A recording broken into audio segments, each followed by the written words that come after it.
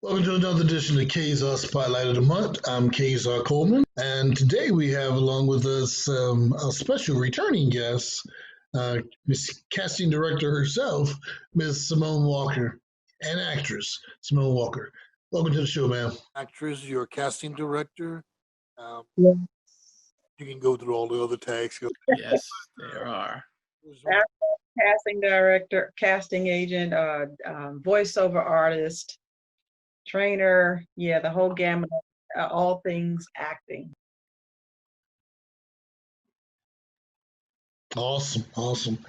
All right, so today what we would like to do is, in this particular segment, we want to do a snapshot, if it will be, um, of the various episodes, the many episodes we had in season one.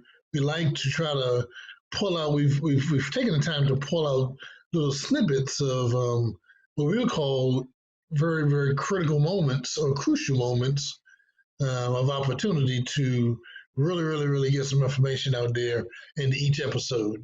So it's not the entire episode, but it would probably be like at least 2 minutes from each episode of areas, like I said, that we found to be crucial points in that episode. So I hope you sit back, enjoy yourself, learn something. Drop us a little message afterwards. Let us know what you're gonna how you felt about it. If you agree with it, disagree with it. Hey, we all here learning. We are seasoned professionals, but you know, it's in this industry. It's always about learning, growing, perfecting our craft, and sharing with you, the viewing audience. So let's listen on some of these episodes, beginning with. I like since we have Miss Simone Walker here. I'm going to come back to her, but I want to first go and touch on the episode we call the Kingdom Men's episode, and that's with Bishop Wall and recording artists or soul recording artists, soul rap artist, excuse me, Mr. Tone Butter. Take a listen. People going through so many trials and tribulations. Mm-hmm. And these same trials and tribulations are some of the trials and tribulations that I've gone through. And one thing I found, you can't minister to anybody if you haven't gone through what they're going through. Real business. And what God will do, he'll put you in an atmosphere. Correct.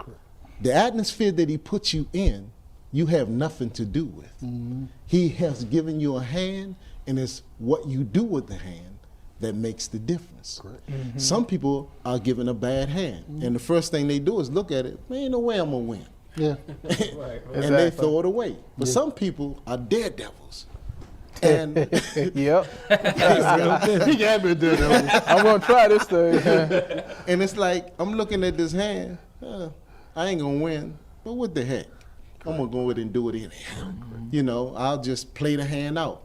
And when you take one card and add it to it, then, well, let's look a little, well, give me another card and another card. And the same hand that you looked at and said you'll never win, God will turn it around just because you played it and make you win. Mm-hmm. And where I came from, there's a lot of losers. And the reason why they lost is because the mind frame that they had. The reason why they lost is the mind frame that they had. Mm. Yes. I'm used to putting this mic up when I'm singing. No, but we want to hear everything you got to say. Okay. Yeah. Everything it's the mind frame that they have. Yeah. And what God will do is put you in a place where there was no way for you to win, bring you out, then send you back into the same place that you thought you would not be able to get out of. Mm-hmm. It's kind of like even in the Bible, when you look at Moses. Pretty much a little snippet of that particular segment. Listening to that, what do you think about what was said, Simone? I know you come from you're a preacher's kid, right? I am. I'm a PK. Putting you on the spot. How can you speak to this? I do believe God puts you in a position to learn and grow from experiences. And there's always a purpose in your experiences. So if he's taken you out of something, there's a reason. If he's put you back in it, there's another reason. And maybe you didn't get the message the first time. So to stay focused on what, what God puts in front of us. Yeah, some of us are daredevils. Yeah, exactly. Yeah, they want to try. Yeah. Yeah, I want to tag in with that. In that segment, I remember it vividly.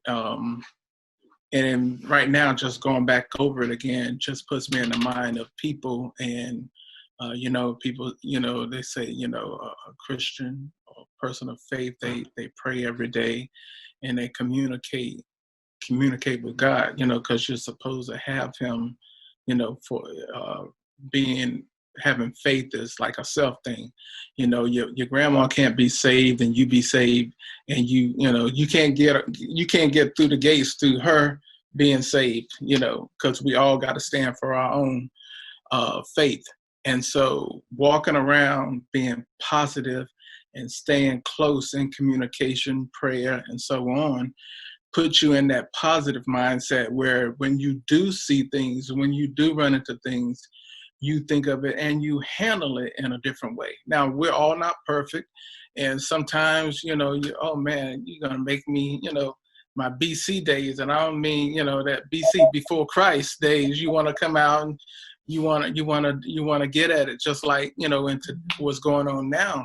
When I looked at that video of the young man that the police officer was kneeling on, I was outraged. I was mad. And then I was like, what is really going on? And then when I saw more footage and saw what was actually going on, I was like, wow. And then I heard another video, same video, and I heard the guy taunting him while he had his knee in his neck. And the other person that was skilled in there said, look, you're going to kill the man. He's already has handcuffs on.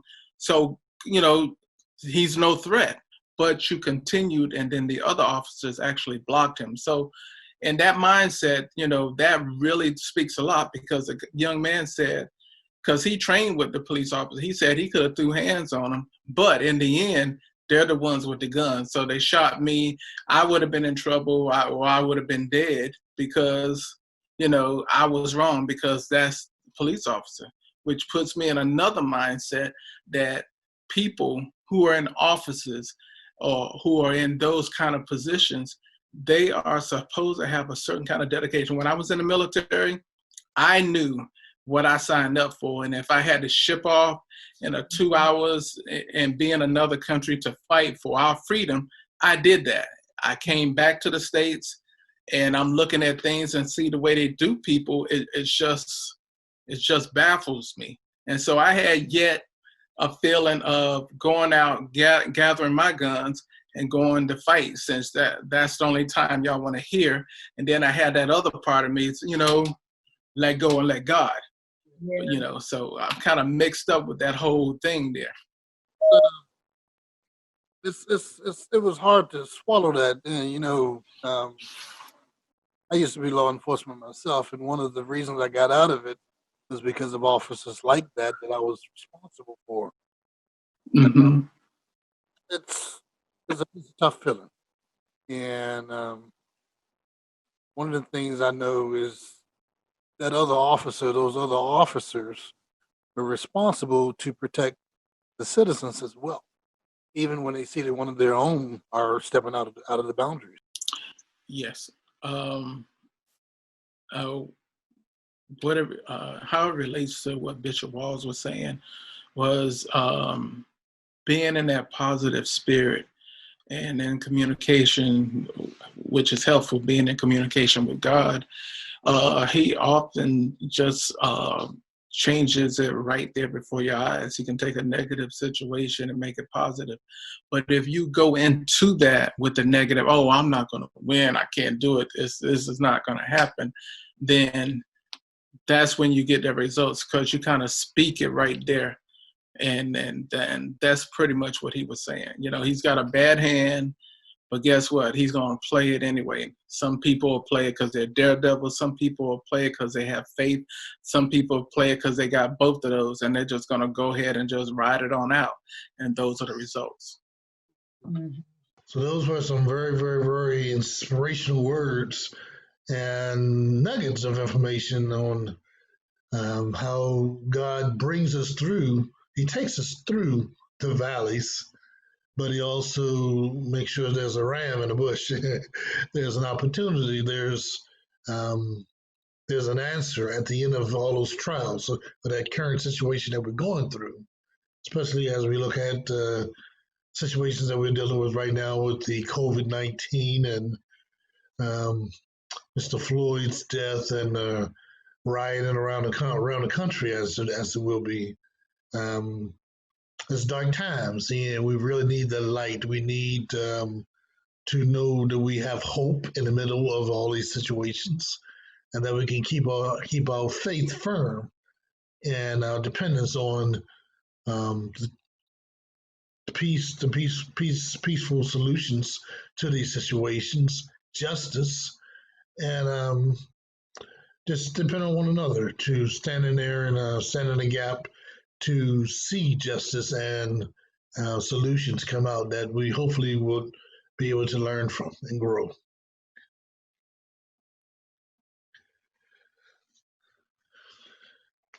So I'd like to introduce this particular segment, which is going to be a special panel guest of cast members from a feature film, Ruby, award-winning feature film, Ruby.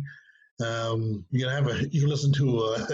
We were dealing with how to prepare for complicated situations, complicated scenes that the two actors, they don't really know one another, how they come together and make it work out for them.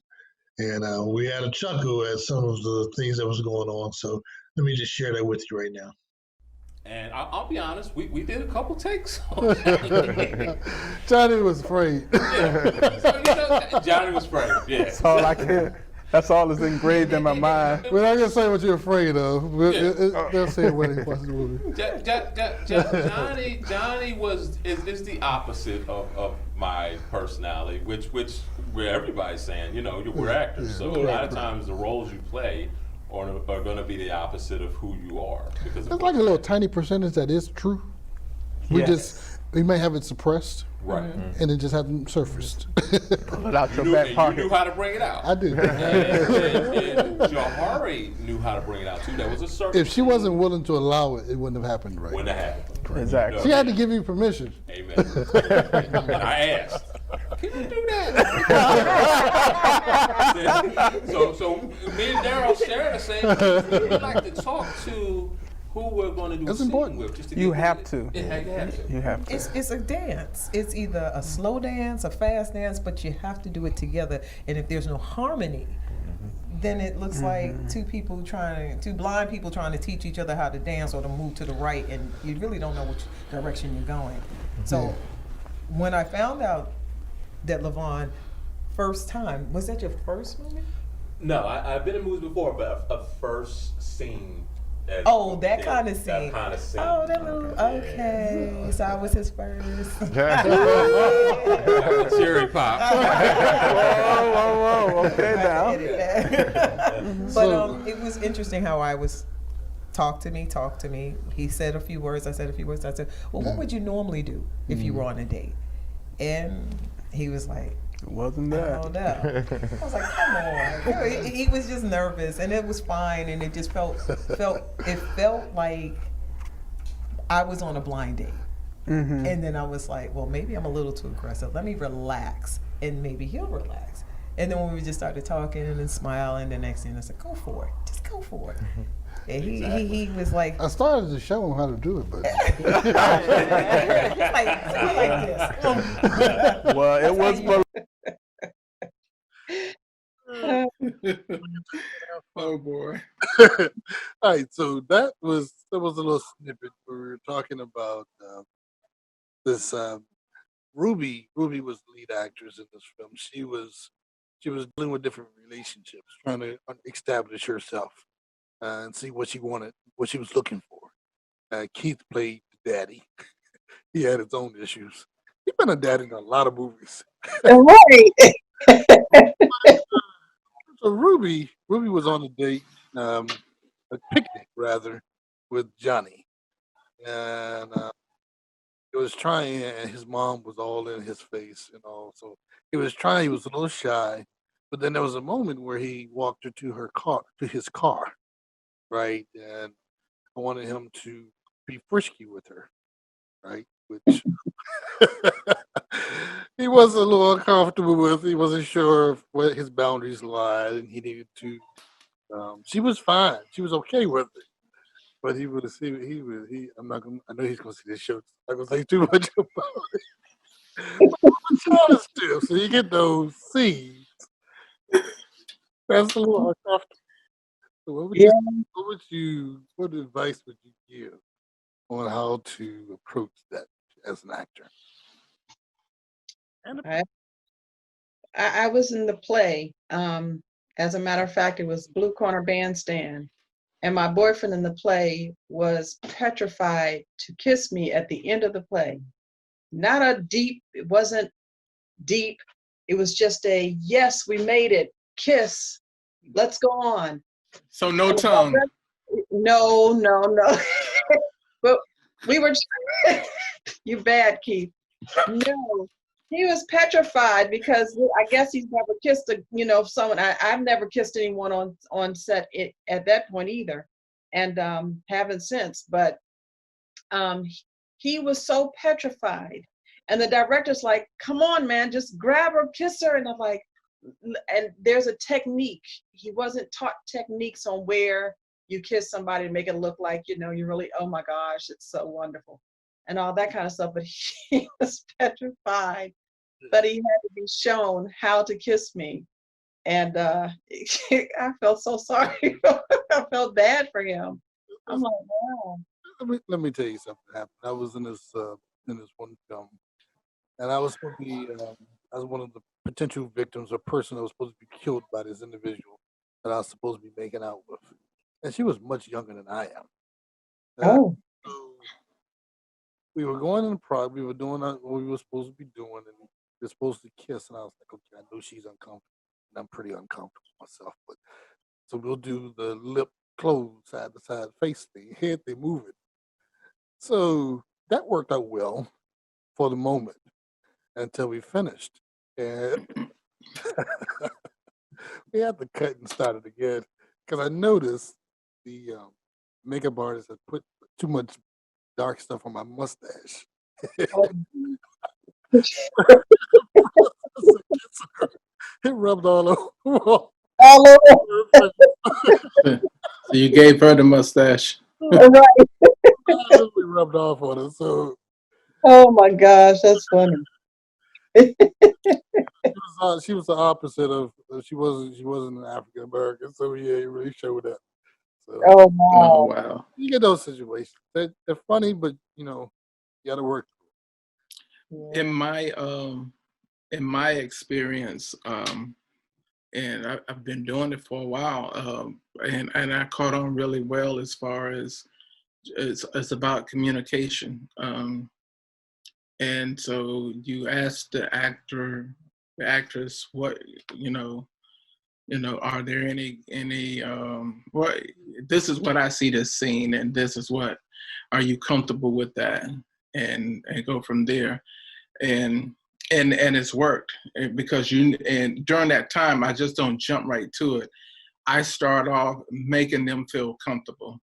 In fact, about it, I was doing one film one film project we were working on, and this person was younger, and I was a deacon. I was a deacon, and so I was already, in that sense, I guess, in my role was I was creeping, whatever.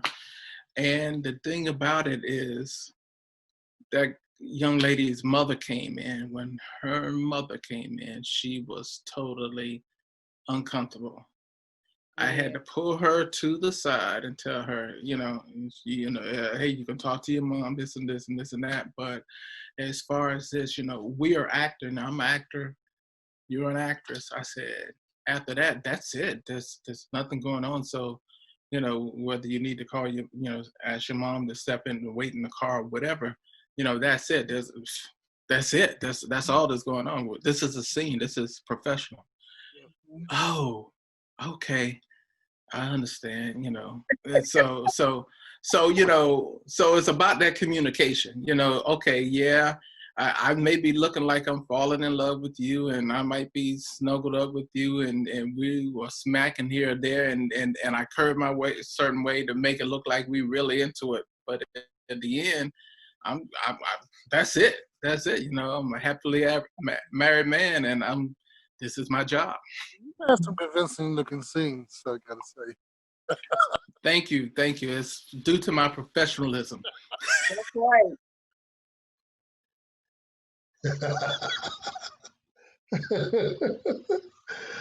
Oh boy. Okay.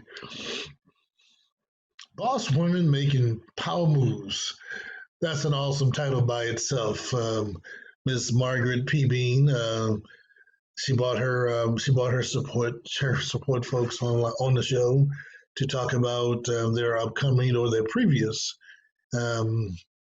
conference that was going on to empower, to uplift, and to inspire like-minded women to come together and to be accountable to one another and to learn various educational tips and life tips to help them get to where it is they're going to. So let's take a listen in a couple of things that they had to say.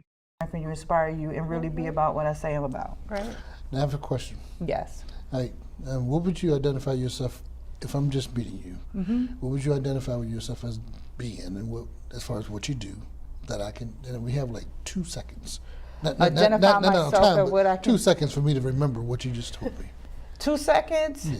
I'm Margaret, I'm cool, and because by the time I tell you I'm a multi-published author, playwright, director, I love motivational speaking, that's too much. No, that's fine. I'm just Margaret on a good day, that's all I ever say. That's fine. Okay. It's your turn.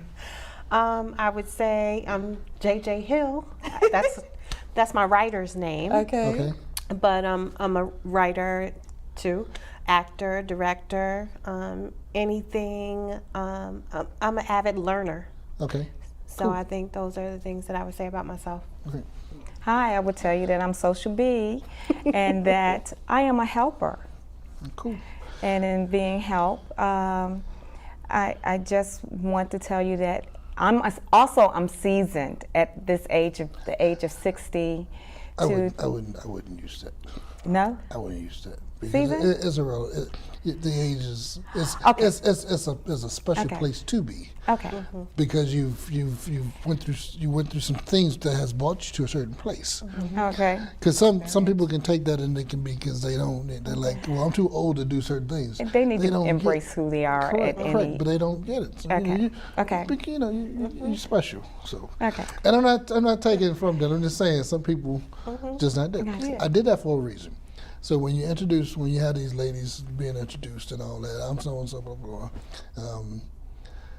There's something unique you need to identify. Okay. Yours was, I'm a multi-published. Right. Yours is Social Butterfly, actor, director.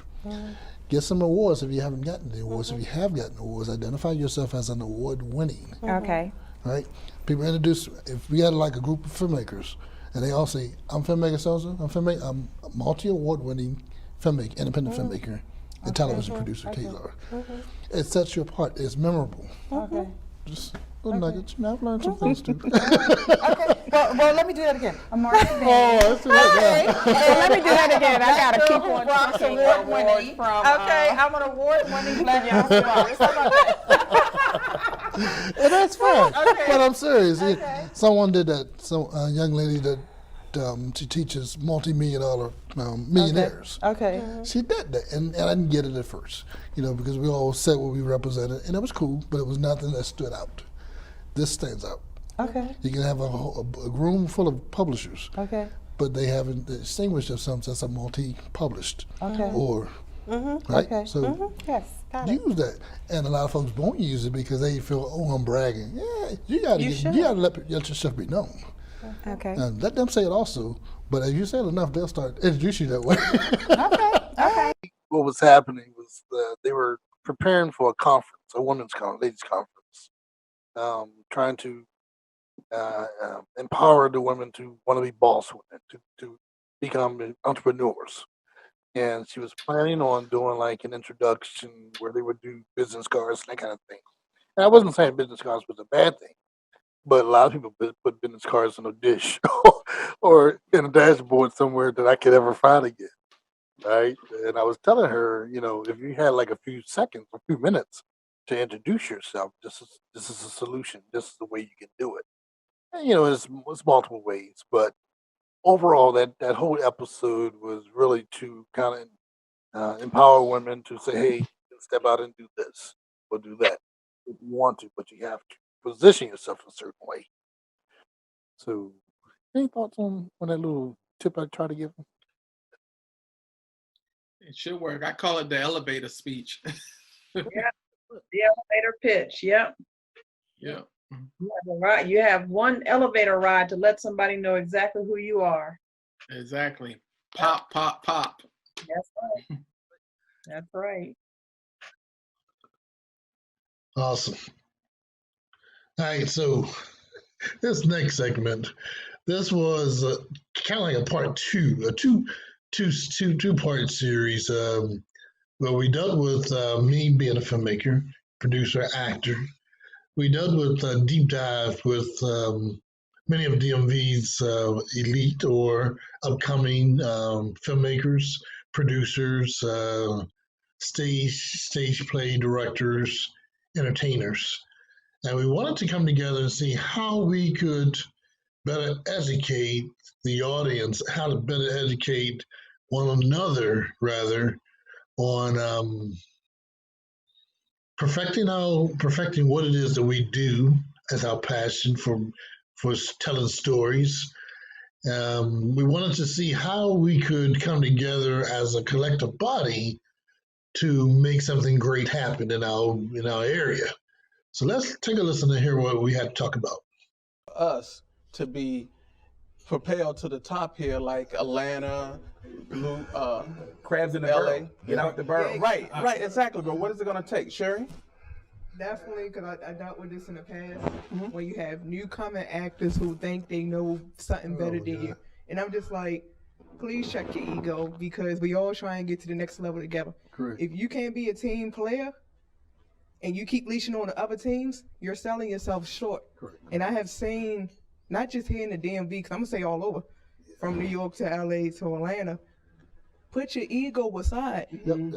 If you put your ego aside, and you got 5 good brains who can write, who can produce, who can act, put all that together, you make one good product. Unified. One of my mentors told me, he said, you'd rather put out one good product than 4 projects that's horrible that whole year. Yeah. Hey, listen, let me just say, if your specialty, if you're known for having the best quality as far as audio, then you bring the audio. Right? Whatever it is, what people know you of, that's your contribution, and be okay with that. Yeah. Right? Y'all gonna, agreement, have agreement. Because when you put it out there, somebody will get paid, and you want to make sure that it's in black and white.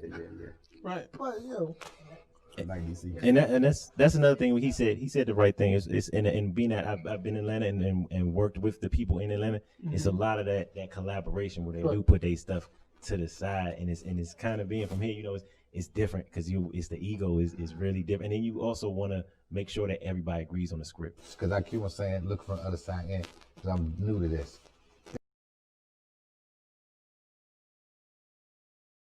Integrity. Yeah. Okay, so like he said, a couple film, we had competition with another native from DC named Gil Nelson out in Vegas. They put us together on a war show, and I said, no, we're not gonna do this. Correct. We together. Yep. We're gonna support each other. But I think it's integrity, because at the end of the day, what we say here, and then when we leave here, we say something different. I'm going to go on the record I'm willing to collaborate with anybody willing to collaborate with me. So am I. All right.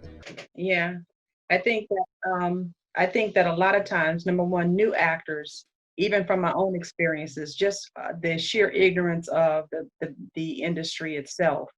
So a lot of patience has to come in understanding that. A lot of new actors who want to get into this they don't get into training. They want to they skip the training and go right into it because of the not just not knowing, trying to learn the industry. And one question I ask in my training sessions is, what kind of actor do you want to be? Or is this just something you want to do off, just a hobby?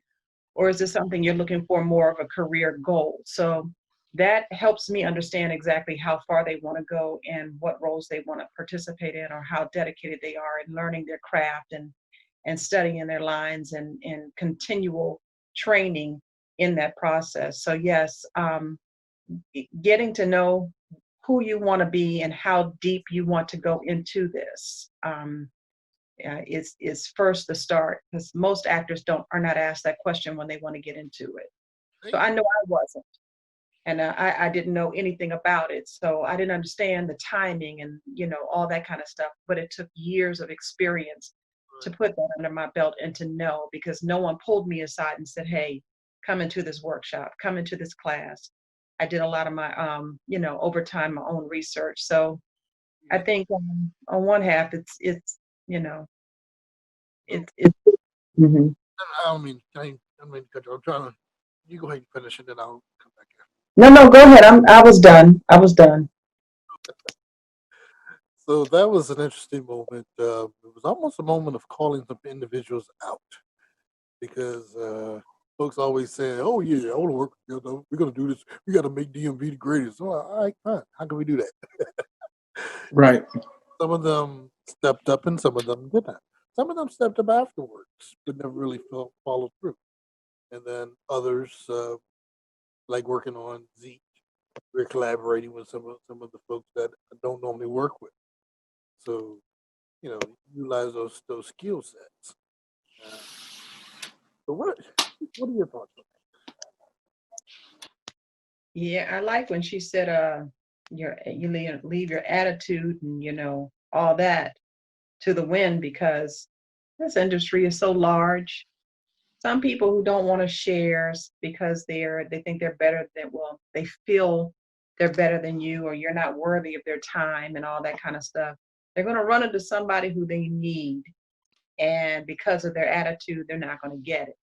I think that it's too large to have attitudes of "I'm too great," because there's so much we all can work on together. So much we all can work on together. Yep. So, this particular episode, we had a couple one returning guests, Mr. LaVille Long. We had an opportunity, when we were dealing with the deep dive discussion. He was young to the industry, but he had some insight and wisdom. And with the panel of the large panel of filmmakers, it was tough to give everyone an opportunity to express many of the ideas that he had because of the time allowed it. So I brought him back, him and his associate back on, to talk about what it is that they do, what it is that they planning to do, where they came from, and where they're planning on going. And they had remarkable stories, remarkable victorious opportunities and lessons learned. And I felt that it was something crucial for you all to learn from, as well as myself. So let's just take a look at a little snippet of where that came from. Me and him, both writers, we both want to make it in this writing world, in this entertainment world, or whatever world we trying to get in. We gotta come together with other people like that and keep going. And whoever tell us no, that's yes to us. So a young lady walked over me, and I'm sitting over there, and they know that we're just started writing. You need to meet Mr. Kazar. He's right there. And I'm like, you already look like you're famous. I'm like, he looked like he ran. She said, "Don't you leave here without meeting him." I said, "That's all you got to say." I said, "What's that?" I said, "Introduce us." She walked me over there, and I said, "Man, when I left, I was like, oh, because you one of the first guys I met where somebody ran up to me and say, hey, you need to know that guy right there." Yeah. And now I'm sitting here on a show with you. I'm like, and it, you know. I remember talking about the years before when you was planning. You were talking about DC creating all. Yeah. And I come, and now I'm sitting here and the projects that came through. Because even, I think a lot of people gotta understand it, you already won once you get the project completed. You know, even if you don't sell no seats, if it goes in that venue, you have already won. You know what I'm saying? That's just a blessing by itself, you know? So when my manager called and said, hey, y'all got, I'm there. I appreciate that. I'll tell her the story. So I tell everybody the story. I just told the story about 15 times. So, you know. Casting, I'm an actress, director, acting coach, voiceover. I have my hands in a little bit of everything. Exactly. I also lead role for the movie that Night Before Day with Rita. Awesome. Next we have Fahim. Yes, I'm Fahim Abdul Salam, and thank you for having me here. I am just a very fortunate actor here in the DMV with film credits with Second Chance and Second Chance Redemption, as well as I play the husband of the lead role for Night Before Day, and I'm also a stage actor as well. Awesome. So that girl talented, multi-talented.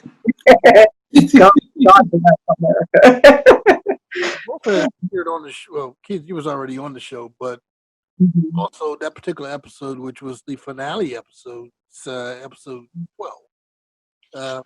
You were there representing the film that you were playing, and then you were lead actress.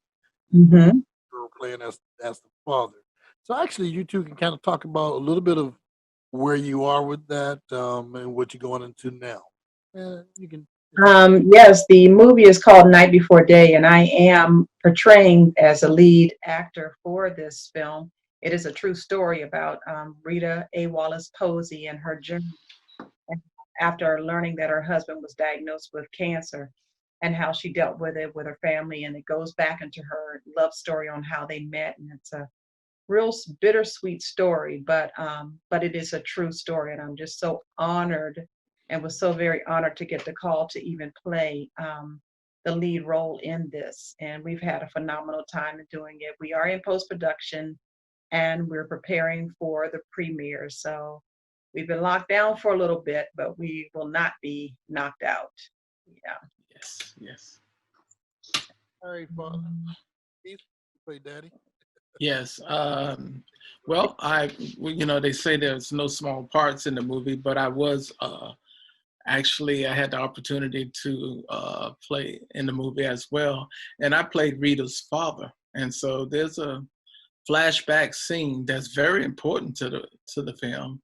Flashback scene of me actually meeting her. I guess, I don't know for sure, her future husband. Yeah. So that was pretty good, and it was great to work with the staff and R.L. Lawrence. We worked before, and knowing that Simone was part of it, it just made it even better. Yeah, it's always good working with the Keith. So, in this segment, we had an opportunity to really dive into some of the information that was provided through the various segments. We had an opportunity to laugh, to enjoy one another. I thoroughly enjoyed Simone Walker and W.Q. Scott, and just watching, reviewing some of those special moments. And I look forward to season 2, which we hope will be just as entertaining and inspirational and educational as season 1 was, with a brand new group of folks. You have award-winning filmmaker, film producer, Mr. Anthony Commodore, and Terrell. his partner. We have comedian E Boogie is planning on coming on. We have a host of folks that we know you're going to enjoy. I would like to get together and do like a deep dive discussion with the minds, some of the great minds of the comedians. You know, see where it is, how it is that they come up with the content that they come up with, because I'm sure there's a lot more deeper thoughts and probably some pains associated to what they do. And they learn to make the best of it and smile and make us laugh. My advice to actors who are struggling with monologues or scenes and stuff like that is to continue to study your craft. Understand what kind of actor you want to be. That's the first step, because acting is a very wide field. There's comedic, there's dramatic, there's improv, so they're understanding who you are. You can look at TV and they just say, I want to act. But there's a difference in film and there's a difference in theater. So understanding exactly what kind of actor you want to be, and if you're not even unsure about that, find the monologue that that attracts to you and practice that.